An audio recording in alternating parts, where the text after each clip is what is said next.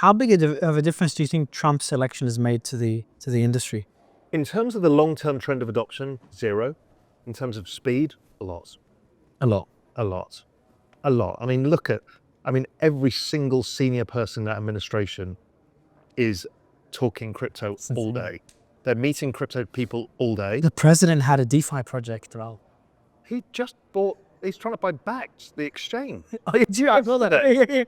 It's insane. Okay, this is bananas, right? I mean, we've got Cynthia Loomis. Like, I can't wait for next year. I'm so excited. I'm like, they've all turned into DJs.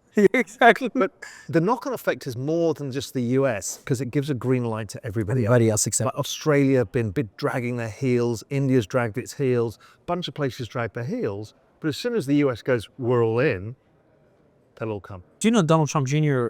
Supported a couple of meme coins? Yes, that's right. How crazy is that? I know. But because Barron is also a crypto guy, they're all crypto people, right? Because people sense in the end, however late you come to this thing, you still realize this is the biggest macro opportunity of all time. It's a way of making money.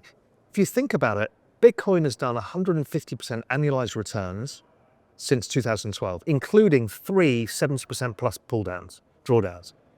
150%. Once you realize that, if you start with some capital, what is the point of even starting a business? Exactly. I mean, like all of my friends, they'll all be speaking here, Dan Moorhead, Dan Tapiera, all of these guys.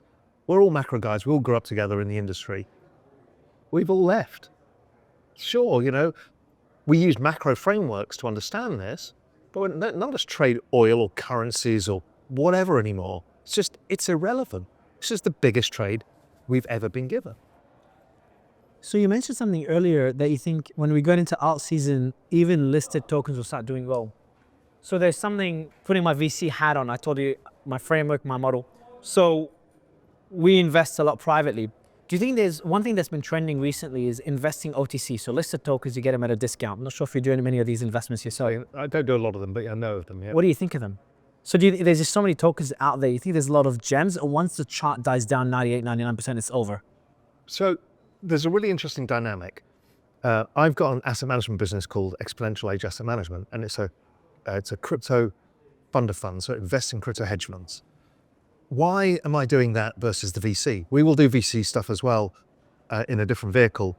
Why? Is because the VCs get them early, or the early stage investors, like yourself. You get some liquidity and you want to take some profits in some of it. Fine, people are like VCs dumping. I mean, look, everyone's incentivized, trying to make money. VCs take early risk. I get it. Why people hate it is because the secondary market is too small. Right, so if you think of the entire professional capital in crypto, liquid markets, the hedge funds, let's call them those, they manage $8 billion. In traditional markets, it's $4 trillion. Oh, wow. So what we've got is a mismatch of liquidity. So these guys are now getting supernormal opportunities because the VCs sell, the tokens dump 60, 70%. 80, 90%. On the unlocks. If they're good projects, that's the hedge fund's job to go and say, I like that one, I hate that one, pick them up, and then you can actually do it again. Now, retail hasn't figured this out yet because they want to buy it on the news announcement. Hey, Monad's just been launched, I buy it and then it dumps. What they should do is wait for the dumps and then say, okay, where's the ruby in the dust here? What can I get? Because then you can make huge money out of them. But this is in line with what I said. So these are the OTC deals. So yeah, okay, that's right. Exactly, yeah. So that's where the opportunity lies. A lot of the foundations have to do OTC deals because they need liquidity. Exactly. For the foundation. So they go and find hedge funds or groups of individuals. We saw this in TON. We've seen it in tons of these where they offer something at a big discount. Obviously, the Solana stuff that came out of FTX.